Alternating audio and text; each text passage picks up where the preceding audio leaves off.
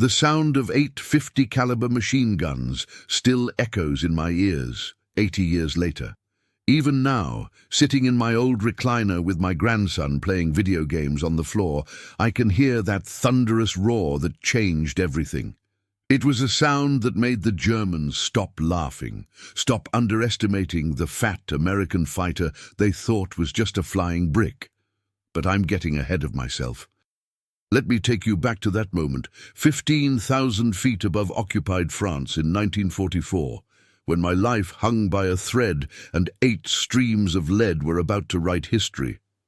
My hands were slick with sweat inside those leather gloves, gripping the stick of my P-47 Thunderbolt so tight my knuckles had gone white.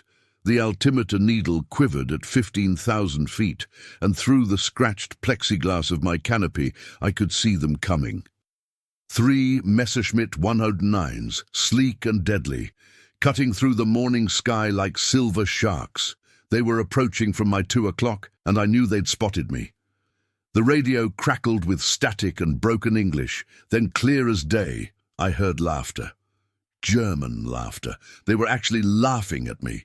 My heart hammered against my ribs like it was trying to break free. The engine of my Thunderbolt growled beneath me, all 2,000 horsepower of Pratt & Whitney radial engine, but in that moment it felt like I was flying a barn door. The Germans had a point, I suppose. The P-47 was massive compared to their nimble fighters, weighing in at over 7 tons when fully loaded. We called her the Jug, short for Juggernaut, and she was about as graceful as her nickname suggested. But what those Luftwaffe pilots didn't know, what they were about to learn the hard way, was that this particular Jug had teeth. 8 of them, to be precise. The sun was cutting through scattered clouds, casting long shadows across the French countryside below. I could see the patchwork of fields, the ribbon of a river snaking through the valley, and somewhere down there, people living under the Nazi boot.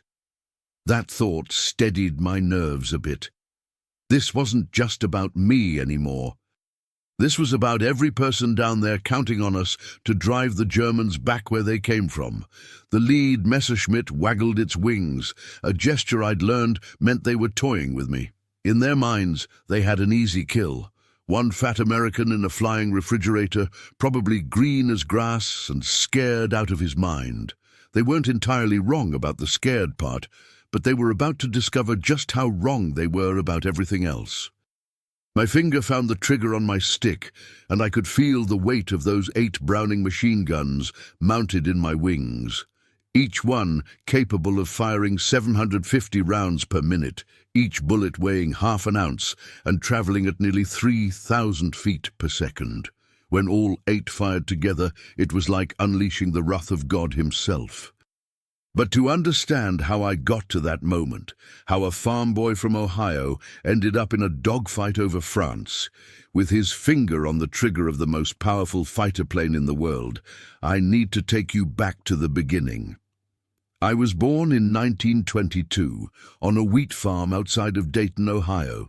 My parents, Heinrich and Greta Müller, had come to America from Bavaria in 1919, carrying nothing but hope and a fierce determination to build a better life. The irony wasn't lost on me later, fighting against the country my parents had fled, but in 1922, all that mattered was the endless expanse of golden wheat that stretched to the horizon and the dreams of a little boy who spent his days staring at the sky. Our farm was modest, 160 acres of good Ohio soil that my father worked from dawn to dusk. He was a quiet man, built like a tree trunk, with hands that could fix anything mechanical and a back that never seemed to tire. My mother was the heart of our little world, always humming German folk songs while she cooked, always ready with a hug when I scraped my knee or came home with another wild story about wanting to fly. The first time I saw an airplane, I was 13 years old. It was the summer of 1935, and a barnstormer had made an emergency landing in Farmer Johnson's pasture about 2 miles from our place. Word spread through the county like wildfire, and by the time I convinced my father to take me over there, half the township had gathered around that beautiful yellow biplane. The pilot was a weathered man named Chuck Morrison, and he was everything I imagined a flyer should be. Leather jacket, white silk scarf, and eyes that had seen the world from above. He was checking his engine when we arrived, muttering about a fouled spark plug, but he took the time to talk to every wide-eyed kid who approached his machine. When he looked at me, really looked at me, something passed between us. Maybe he saw the hunger in my eyes, the desperate need to understand how something so heavy could dance with the clouds. He spent 20 minutes explaining how the wings created lift, how the engine turned the propeller, how a man could actually control his flight through 3 dimensions. But it was what he said at the end that changed my life forever. "Son," he said, his hand resting on the yellow wing of his Jenny, "some folks are born to keep their feet on the ground. Others are born with sky in their souls. Which one are you?" I didn't hesitate. "Sky, sir. Definitely sky." He smiled and nodded like he'd known all along. "Then you better start figuring out how to get up there, because the sky's got big plans for you." That night, I lay in my bed staring at the ceiling, but in my mind, I was soaring through clouds, dancing with the wind, master of my own destiny in 3 dimensions. I knew with the absolute certainty that only a 13-year-old can possess that I was born to fly. My father had different ideas. Heinrich Müller had invested everything in that farm, and in his mind, the land was security, stability, the American dream made manifest in wheat and corn and honest sweat. He needed me to carry on what he'd built, to take over when his back finally gave out, to keep the Müller name on the deed to those 160 acres. But my mother understood. Greta would catch me staring at the sky during chores, and instead of scolding me for daydreaming, she'd ask what I saw up there. I'd tell her about the clouds that looked like castles, about the way the light changed when the sun moved behind them, about how I imagined it would feel to be up there among them. She'd nod and smile, and sometimes I'd catch her staring at the sky too, like she was trying to see it through my eyes. The years passed, and my obsession with flying only grew stronger. I devoured every aviation magazine I could get my hands on, spent my allowance on model airplanes, and pestered every pilot who passed through Dayton to tell me stories about flying. I learned about the Great War aces, about Lindbergh's flight to Paris, about the new fighters being developed as tensions rose in Europe. By 1941, war was raging across the Atlantic, and America was dancing on the edge of involvement. I was 19, strong from years of farm work, and absolutely certain that my destiny lay somewhere above the clouds. When the Japanese attacked Pearl Harbor on December 7, 1941, that destiny suddenly had a clear direction. I remember that Sunday afternoon like it was yesterday. We were sitting around our old Philco radio after church, listening to some music program, when the bulletin came through. The announcer's voice was shaking as he described the attack, the burning ships, the lives lost. My father's face went pale, and my mother started crying softly into her handkerchief. But all I could think about was those Japanese planes diving out of the sun, and how American pilots would need to rise up to meet them. This was it. This was my chance to touch the sky and serve my country at the same time. The next morning, I walked into the kitchen where my parents were having their coffee and announced my intention to enlist. The silence that followed was deafening. My father set down his cup so carefully it didn't make a sound against the saucer, and my mother's hand flew to her mouth like she was trying to hold back words that might break her heart. "Heinrich," my mother whispered, using my full name the way she did when something was serious. "You don't understand what war means. You think it's like the movies, all glory and heroism, but war is death, son. War is young men who never come home." My father stood up slowly, all 6 feet of him unfolding like a mountain rising from the earth. He walked to the window and stared out at the fields he'd spent 20 years cultivating, the land that represented everything he'd sacrificed to build in America. "This farm," he said without turning around, "this is your inheritance. This is security. This is real." He finally faced me, and I could see the fear in his eyes, though he was trying to hide it behind stern practicality. "Flying is for rich men's sons, Heinrich. We are farmers. We grow things. We build things that last." But I was 19, and absolutely certain I knew everything about everything. "Dad, this is bigger than the farm. This is about freedom, about stopping Hitler before he takes over the world. And besides," I added with the confidence of youth, "I'll be back. The war won't last forever, and when it's over, I'll have seen the world. I'll have done something that matters." The argument went on for hours, voices raised and then lowered, my mother crying, my father pacing, me standing my ground with the stubborn determination that had gotten me through 19 years of life. Finally, as the sun was setting over our wheat fields, my father sat down heavily at the kitchen table and looked at me with eyes that seemed to have aged a decade in a single day.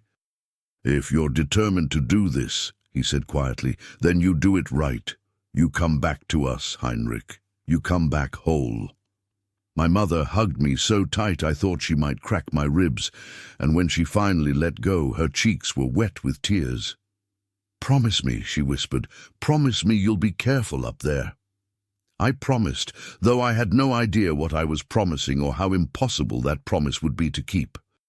3 days later, I was on a train bound for San Antonio, Texas, and the Army Air Force's training facility that would either make me a pilot or wash me out trying. The train was packed with young men just like me, all of us carrying the same mixture of excitement and terror, all of us trying to act braver than we felt. I remember staring out the window as Ohio rolled past, watching the familiar landscape give way to unfamiliar territory, and wondering if I was making the biggest mistake of my life. But every time doubt crept in, I'd think about those Japanese planes over Pearl Harbor, about the German bombers over London, and I'd know I was exactly where I needed to be. San Antonio in January was nothing like Ohio in January. Instead of snow and bitter cold, there was dust and heat that seemed to rise from the very ground. Randolph Field sprawled across the Texas landscape like a small city, with runways stretching to the horizon and the constant drone of training aircraft overhead. The first thing they did was try to break us, not physically, though the physical training was brutal enough, but mentally. They wanted to weed out anyone who couldn't handle the pressure, the responsibility, the split-second decisions that could mean the difference between life and death at 20,000 feet. I'll never forget my first instructor, Lieutenant Colonel James "Iron Mike" Patterson. He was a veteran of the Great War, a man who'd flown Sopwith camels over the Western Front and lived to tell about it. He had scars on his hands from a crash landing in 1918 and eyes that had seen too much death for any one man to carry. "Listen up, farm boy," he said to me on my first day, somehow knowing exactly where I'd come from without being told. "Flying isn't about being brave. Any fool can be brave for 5 minutes. Flying is about being smart, being careful, and being so good at what you do that when everything goes to hell, you can still bring yourself and your airplane home in one piece." The training was relentless. We started in PT-17 Stearmans, open cockpit biplanes that would teach us the fundamentals of flight. My first time in the air, strapped into that rear cockpit with Iron Mike in front of me, I thought I might throw up from sheer excitement. The engine roared to life, the propeller became a blur, and suddenly we were rolling down the runway, faster and faster, until that magical moment when the wheels left the ground and we were flying. Nothing in my 19 years of life had prepared me for that sensation. The earth fell away beneath us, the horizon opened up in all directions, and for the first time in my life, I understood what freedom really meant. Up there, with nothing but sky in every direction, I wasn't Heinrich Müller the farm boy. I was a pilot, master of my own destiny, dancing with the clouds just like I'd dreamed about since I was 13. But learning to fly wasn't just about the joy of being airborne. It was about navigation, about understanding weather, about emergency procedures and formation flying and aerial gunnery. It was about pushing yourself to the absolute limit of your abilities and then finding a way to push a little further. I nearly washed out during navigation training. There's something humbling about being lost at 5,000 feet with nothing but farmland in every direction and a fuel gauge that's dropping toward empty. I spent 3 hours flying in circles over central Texas, trying to match the landscape below with the sectional chart in my lap, before finally spotting a railroad line that led me back to base. Iron Mike was waiting for me when I landed, his arms crossed and his expression unreadable. "Well, farm boy," he said as I climbed out of the cockpit, "you planning on getting lost over Germany too?" I wanted to make excuses, to explain how the landmarks hadn't looked like they were supposed to, how the wind had blown me off course, how the chart was confusing. Instead, I just said, "No, sir, it won't happen again." He studied me for a long moment, then nodded. "See that it doesn't. Dead pilots don't win wars." But it was when they introduced us to the P-47 Thunderbolt that everything changed. After months of training in smaller aircraft, stepping up to the Jug was like going from riding a bicycle to driving a freight train. She was massive, weighing in at over 14,000 pounds fully loaded, powered by a Pratt & Whitney R2800 double Wasp engine that produced 2,000 horsepower on a good day. The other cadets were all talking about the P-51 Mustang, sleek and fast and beautiful, or the P-38 Lightning with its twin engines and distinctive twin-boom design. But something about the Thunderbolt spoke to me. Maybe it was because we were both built solid, both came from humble beginnings, both were underestimated by people who judged on appearances alone. My first flight in a P-47 was a revelation. Yes, she was heavy, and yes, she took her time getting off the ground. But once she was airborne, once you got her up to altitude where that supercharged engine could really breathe, she was magnificent. She could dive faster than anything the Germans had, she could take damage that would destroy other fighters, and when you pressed that trigger and all 850 caliber machine guns opened up, it was like holding lightning in your hands. The other pilots in my class started calling me Jug Mueller, partly because of my affinity for the P-47, and partly because I was built like one myself. Solid, dependable, not much to look at, but effective when it counted. I wore the nickname with pride. We trained for months, learning every system on the aircraft, every emergency procedure, every tactical formation. We practiced air-to-air gunnery, diving on target sleeves towed by other aircraft, learning to lead our targets and fire in short, controlled bursts.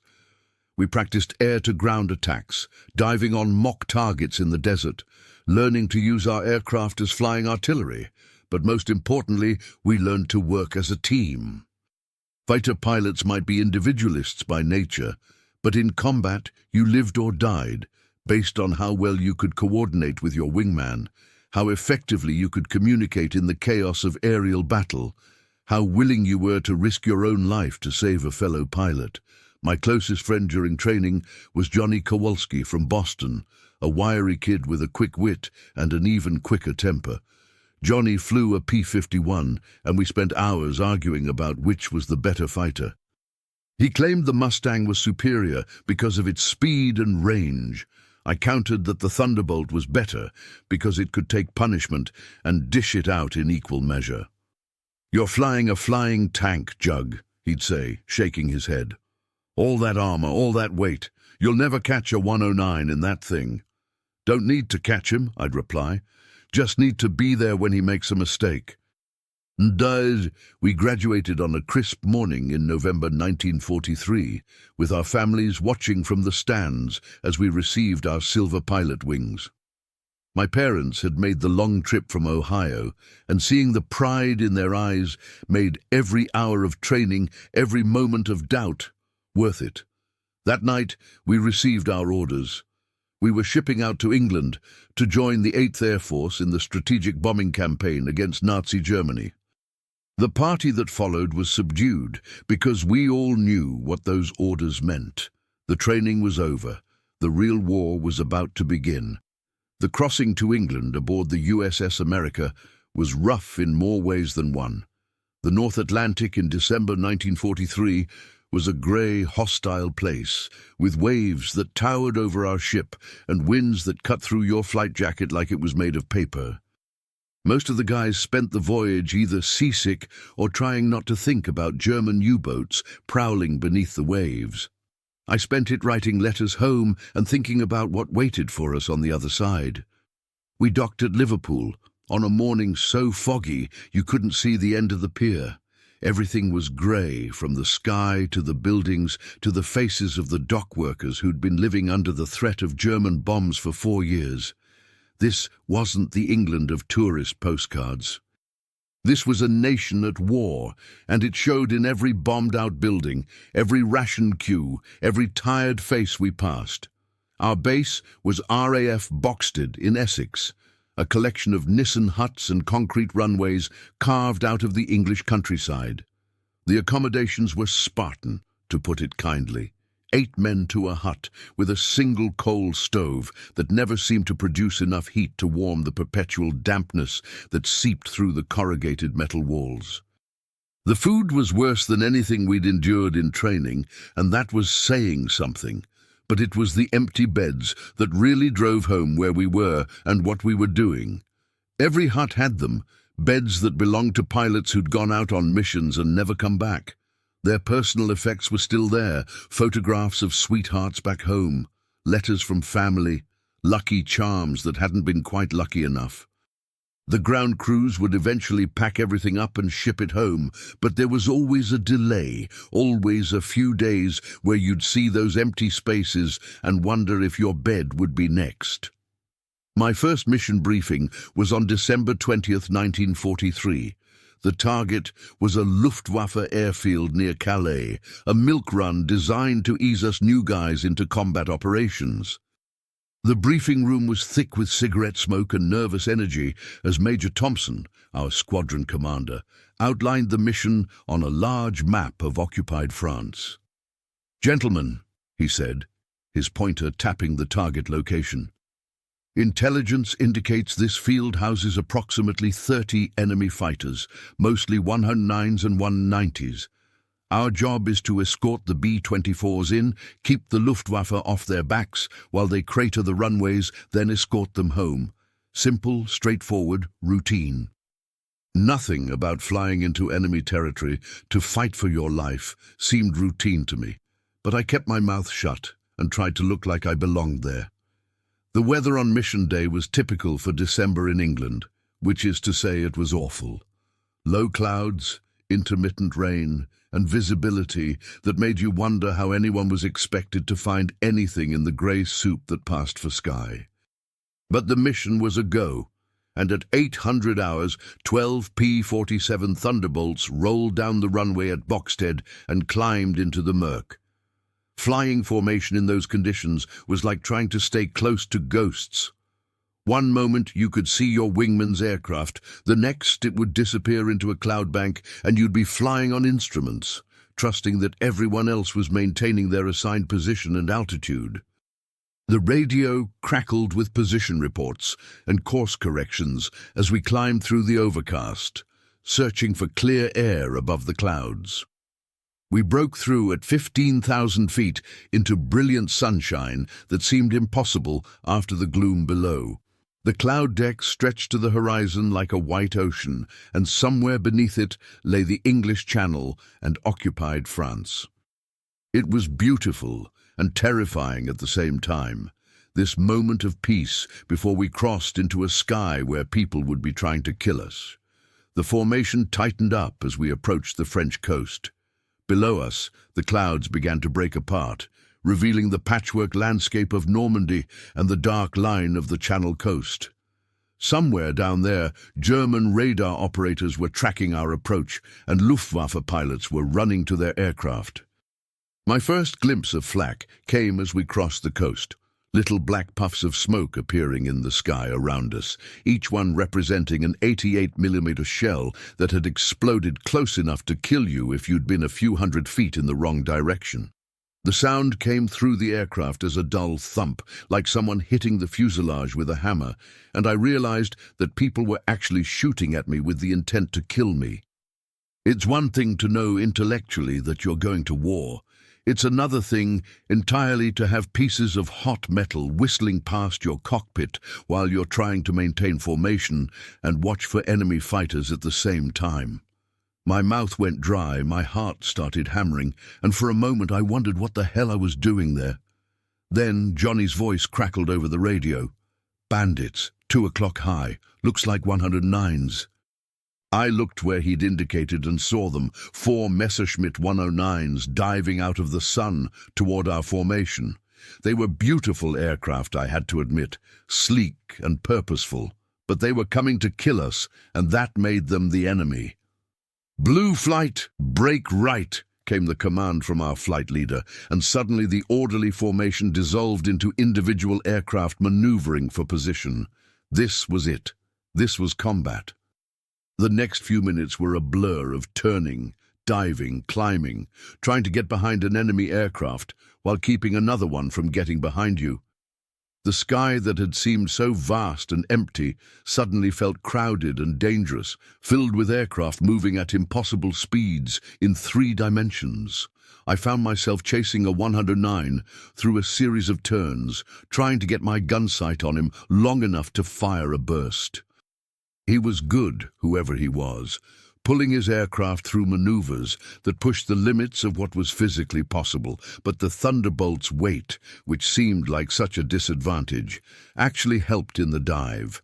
I could stay with him, matching his every move, waiting for him to make a mistake. He finally did, pulling up too sharply out of a dive and bleeding off airspeed. For just a moment, he hung there in front of me, and I pressed the trigger. 850 caliber machine guns erupted, sending a stream of tracers toward the enemy fighter. I saw strikes on his wing route, saw pieces of metal flying away from his aircraft, but he rolled away and disappeared into a cloud bank before I could finish him. My first combat mission lasted 45 minutes from takeoff to landing, but it felt like a lifetime. We all made it back to Boxted, though 2 aircraft had battle damage, and 1 pilot had taken a bullet through his canopy that missed his head by inches. In the debriefing, I reported my engagement with the 109, the hits I'd scored, the fact that I couldn't confirm a kill. "Welcome to the war, Jug," Major Thompson said as we filed out of the briefing room. "How'd it feel?" I thought about that question for a long time before answering. "Like I need a lot more practice, sir." He laughed. "Don't worry, you'll get plenty of opportunities." The missions came regularly after that. Escort duty for the heavy bombers, fighter sweeps over occupied territory, ground attack missions against German airfields and transportation targets. Each one was different. Each one brought its own challenges and dangers, but gradually I began to feel like I belonged in that cockpit, like the P-47. And I were becoming one machine.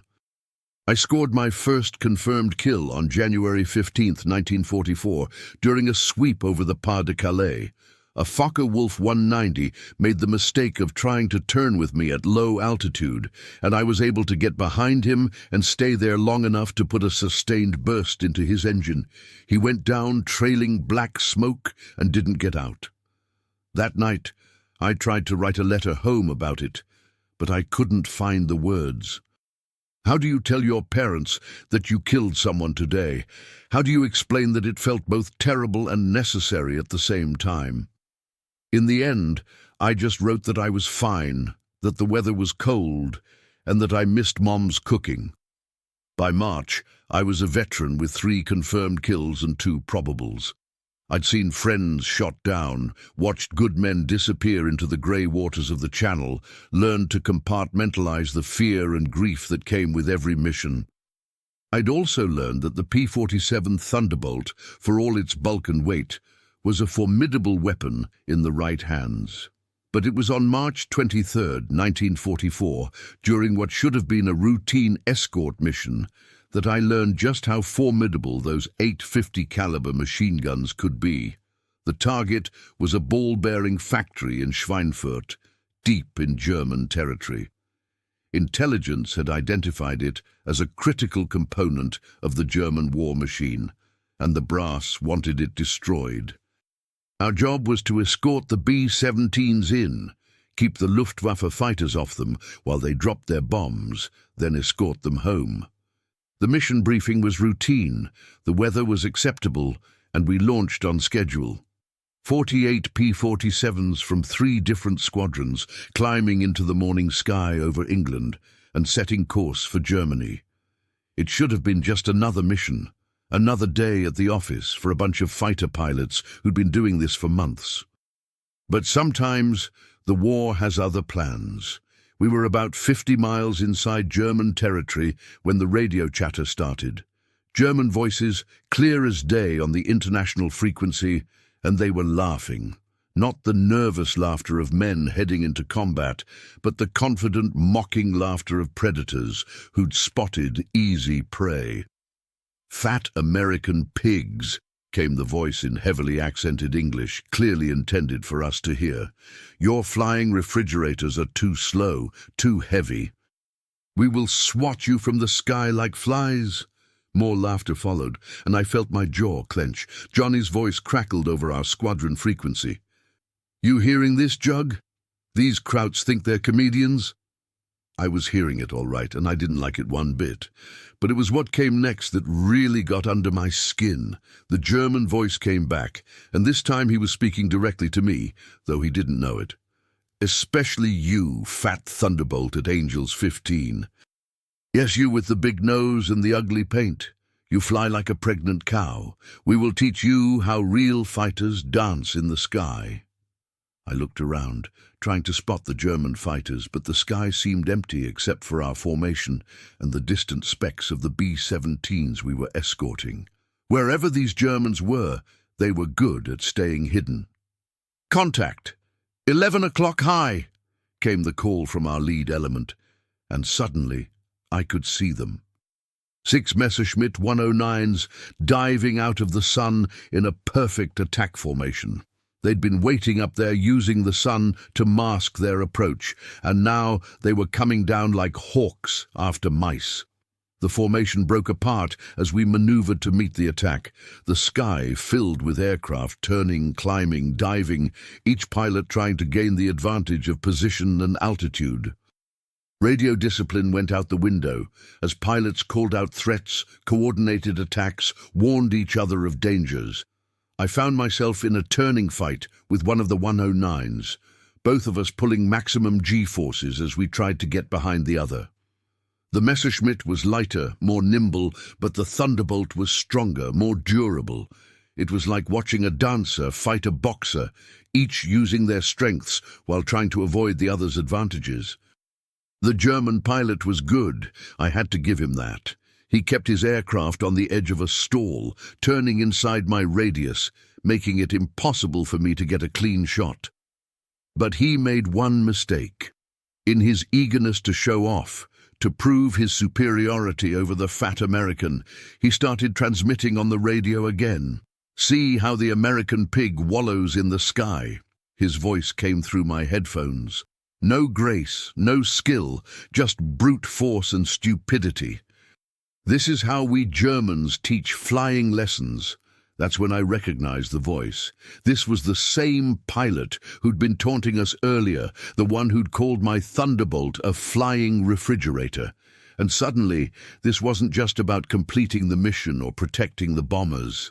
This was personal. I pulled back on the stick, trading airspeed for altitude, letting him think he was gaining the advantage. He followed me up, probably thinking he had me trapped, that he could get behind me and finish me off with a quick burst from his cannon. But what he didn't know was that I'd been studying his flying for the past 5 minutes, learning his patterns, his preferences, his weaknesses. At 8,000 feet, I rolled inverted and pulled through into a split S, diving straight down with all the power my Pratt & Whitney engine could give me. The Thunderbolt accelerated like a falling anvil, and the German pilot, caught off guard by the sudden maneuver, tried to follow. That was his second mistake. The 109 was fast, but it wasn't built for the kind of high-speed dive the P-47 could sustain. As we plummeted toward the Earth, I could see his aircraft starting to buffet, the controls becoming sluggish as he approached his maximum dive speed. At 4,000 feet, I pulled out of the dive and immediately pulled up into a climbing turn. The German pilot, committed to his dive and unable to pull out as quickly, shot past me and found himself in the worst possible position for a fighter pilot.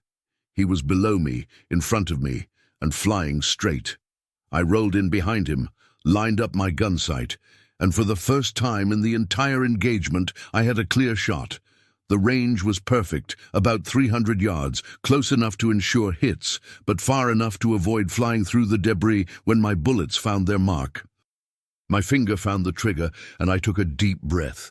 This was it. This was the moment when all the training, all the practice, all the preparation would either pay off or prove insufficient. The German pilot was starting to turn, realizing his danger, but it was too late. I pressed the trigger and 8 Browning M2 machine guns erupted simultaneously. The sound was indescribable, like thunder and lightning happening inside my cockpit. Each gun was firing 750 rounds per minute, each bullet weighing half an ounce and traveling at 2,900 feet per second. When all 8 fired together, it was like unleashing a river of destruction. The effect on the Messerschmitt was immediate and devastating.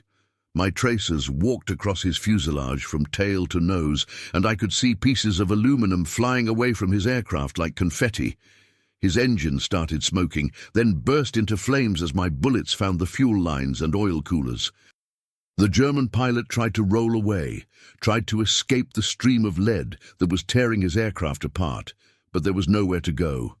I stayed with him, keeping the trigger pressed, watching my bullets chew through his wing root, his cockpit, his engine mount. His aircraft shuddered, stalled, and began to spin. Black smoke poured from the engine, and orange flames licked back along the fuselage. I pulled up and away, watching as the Messerschmitt tumbled toward the Earth like a broken bird. I never saw a parachute. The radio was silent now.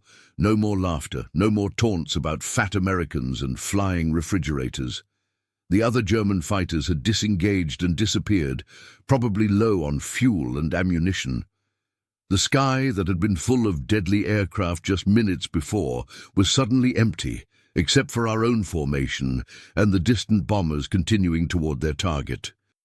"Nice shooting, Jug," Johnny's voice came over the radio, but there was something subdued about it, something that acknowledged what had just happened wasn't just about marksmanship or flying skill. I'd killed a man.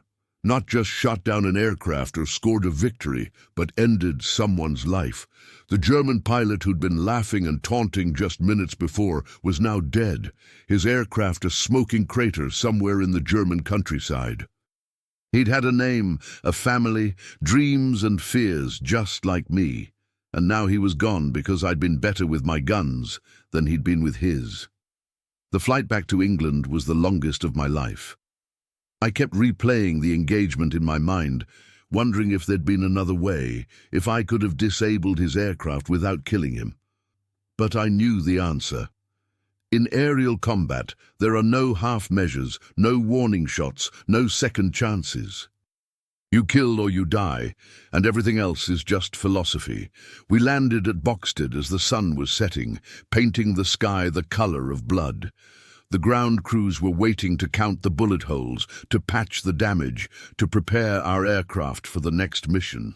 But all I could think about was the sound of those 8 machine guns, the sight of that Messerschmitt coming apart under my fire, the silence that followed where laughter had been. That night, I sat in my bunk and tried to write a letter home, but the words wouldn't come. How do you tell your parents that you've become a killer? How do you explain that it felt both terrible and necessary, that you'd do it again tomorrow if you had to? In the end, I just wrote that I was fine, that the weather was improving, and that I hoped the spring planting was going well back home. Some truths are too heavy to share, too dark to burden the people you love with. The war was changing me in ways I was only beginning to understand, and there was no going back to the farm boy who'd left Ohio just months before. The German pilot's laughter had stopped, but the sound of those 850 caliber machine guns would echo in my memory forever. The missions kept coming after that day over Germany, each one blending into the next in a haze of flak, fighters, and the constant tension of men living on the edge of death. I flew 47 more combat missions between March and August of 1944, adding 6 more confirmed kills to my record and earning a distinguished flying cross that I never felt I deserved. But something had changed in me after that engagement with the laughing German pilot. The joy I'd once felt in flying, the pure exhilaration of dancing with the clouds, had been replaced by a grim professionalism. I was good at my job, maybe too good, and my job was killing people. Johnny noticed it first. We were sitting in the mess hall one evening in June, picking at our powdered eggs and trying to ignore the empty chairs where friends used to sit, when he looked at me with those sharp Boston eyes and said, "You're different, Jug.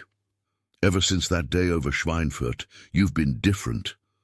I wanted to tell him he was wrong, that I was the same farm boy from Ohio who'd dreamed of flying since he was 13. But we both knew that boy was gone, left somewhere in the sky over occupied Europe, along with too many other young men who'd never come home. "We're all different," I said instead. "That's what war does." "Yeah, but some of us are still human underneath it all. You're starting to look like you enjoy it." That hit me like a punch to the gut, because I was afraid he might be right. The killing had become easier, more mechanical. I could line up a shot, press the trigger, watch an enemy aircraft disintegrate, and feel nothing but professional satisfaction. The nightmares had stopped, but maybe that was worse than having them. The war in Europe ended on May 8, 1945, but for those of us in the air, it had been winding down for weeks. The Luftwaffe was finished, their experienced pilots dead or captured, their fuel supplies exhausted, their aircraft factories bombed into rubble. The last few missions were almost anticlimactic, flying over Germany without seeing a single enemy fighter. When the official word came through that Germany had surrendered, there was celebration at the base, but it was muted, subdued. Too many good men hadn't lived to see this day. Too many empty bunks reminded us of the price we'd paid for victory. I was 23 years old and felt like I was 50. I'd flown 96 combat missions, shot down 9 enemy aircraft, and somehow survived when better men than me hadn't. The question that haunted me was simple. Why? Why had I lived when Johnny Kowalski, shot down over Berlin in April, hadn't? Why had I come home when so many others were buried in foreign soil? The journey back to the States was different from the trip over. The ship was full of veterans now, men who'd seen too much and done things they'd never talk about. We were going home, but we weren't the same people who'd left. The war had marked us all in ways that wouldn't show up in any medical examination. My parents were waiting at the train station in Dayton when I finally made it home in September 1945. My mother cried when she saw me, and my father shook my hand with tears in his eyes. But I could see the questions in their faces, the uncertainty about who this stranger was who wore their son's face. The farm looked exactly the same, but I felt like I was visiting a museum of my former life. The wheat fields that had once seemed like the entire world now felt small and confining. The sky that had once called to me with promises of adventure now reminded me of friends who'd fallen from it. I tried to readjust to civilian life, I really did. I helped with the harvest, fixed machinery, did all the things I'd done before the war. But at night, I'd lie in my childhood bed and listen for the sound of aircraft engines that never came. I'd dream about dogfights over Germany, about the faces of pilots I'd killed, about the weight of 850 caliber machine guns in my hands. It was my mother who finally confronted me about it. She found me one evening sitting on the porch, staring at the sunset, and sat down beside me with that gentle determination that mothers possess. "Heinrich," she said, using my full name the way she had when I was a child, "you came back to us, but you didn't come home. Where are you, really?" I tried to explain it to her, tried to find words for the guilt and the emptiness and the feeling that I'd left the best part of myself somewhere over the skies of Europe. But how do you tell your mother that you've become someone she wouldn't recognize, someone who'd learned to kill with precision and efficiency? "I keep thinking about them," I finally said. "The German pilots. They were just boys like me, fighting for their country like I was fighting for mine. But I killed them, Mom. I killed 9 men, and I was good at it." She was quiet for a long time, watching the sun disappear behind the wheat fields. When she finally spoke, her voice was soft but firm. "You did what you had to do to come home to us. You fought so that other boys wouldn't have to. That German pilot who laughed at you, he would have killed you without hesitation if he could have. You survived because you were better, not because you were evil." It took time, but gradually I began to heal. I met Sarah at a church social in 1947, a nurse who'd spent the war caring for wounded soldiers at a hospital in England. She understood the shadows that followed veterans home, understood the nightmares and the guilt and the way we'd sometimes stop mid-sentence when a memory hit us. We married in 1948, and she helped me find my way back to the world of the living. We had 3 children, built a life together, and slowly, very slowly, I learned to be human again. I never stopped flying entirely, got my civilian license, and bought a small Cessna that I'd take up on weekends when the memories got too heavy. But I never forgot the sound of those 850 caliber machine guns, never stopped hearing the echo of that German pilot's laughter cut short by streams of lead. The war had made me a killer, but it had also made me a protector, a guardian of the freedom that my children and grandchildren would inherit. Now, 80 years later, sitting in this chair with my grandson playing his video games on the floor, I can finally see the whole picture. The boy who left Ohio in 1942 had to die so that the man who came back could live with what he'd done. The German pilot who laughed at the fat American fighter learned too late that appearances can be deceiving, that sometimes the most dangerous opponent is the one who doesn't look dangerous at all. I've told this story to my family, to historians, to anyone who'll listen, because I believe it's important that people understand what freedom costs. It's not free, never has been, never will be. It's paid for by young men and women who leave home as children and come back as something else entirely, if they come back at all. The P-47 Thunderbolt was never the prettiest fighter in the sky, never the fastest or the most graceful. But she was tough, reliable, and when it mattered most, she could deliver devastating firepower with surgical precision. In that way, I suppose we were a perfect match, that airplane and me. 2 ungainly warriors who got the job done when it counted. The Germans stopped laughing that day over Schweinfurt, but the cost of silencing them was higher than I understood at the time. It took decades to realize that the real victory wasn't in the killing, but in the living that came after, in the family I raised, in the peace I helped preserve, in the freedom that my grandchildren take for granted. If this story has touched you, if it's helped you understand something about the price of freedom or the weight of war, then I ask you to do something for me. Share it with someone else. Tell them about the boys who flew into the sky and never came back, about the ones who did come back but left pieces of themselves in foreign skies. Remember that freedom isn't free, that peace isn't permanent, and that sometimes ordinary people have to do extraordinary things to preserve what we hold dear. Remember the sound of 850 caliber machine guns silencing the laughter of those who would take our liberty away. And remember that every veteran carries stories like this one, stories of courage and fear, of loss and survival, of the terrible things good people sometimes have to do to protect what they love. The echo of those guns has finally faded, but the memory remains, and as long as there are people willing to listen, the sacrifice of all those young men who never made it home will not be forgotten.